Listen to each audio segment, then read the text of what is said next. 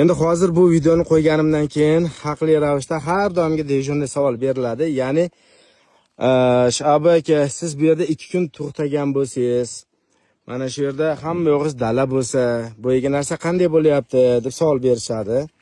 Keyin sira qiynamasdan javob berib o'taman. O'sha barcha voqealar mana shuni ichida sodir bo'ladi. Mana shunday mattamda zamok yechiladi. Ana dush va o'sha narsa mana shu yerda sodir bo'ladi. Mana bu yerda nimalari bor? Dorisi bor. Dorisini nafas olib qo'yamiz.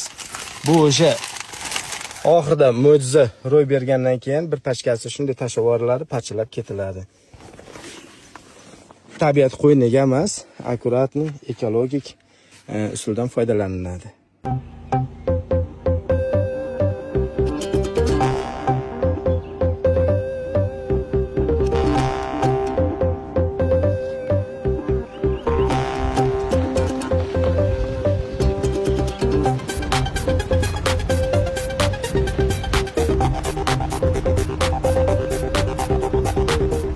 Soyda qayerlar?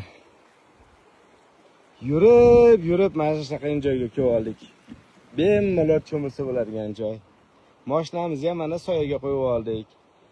Endi bemalol mana shu yerda o'zida bir kun qolsa bo'ladi. Hamma sharoit bor. Toza havo bor, suv bor.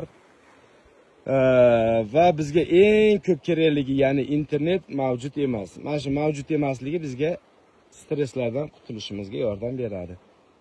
Offline tog'lardan oqib kelayotgan toza suv. Ovqat qilaman, cho'milaman, choy damlayman. Xullas, sayohat zavqi boshlandi.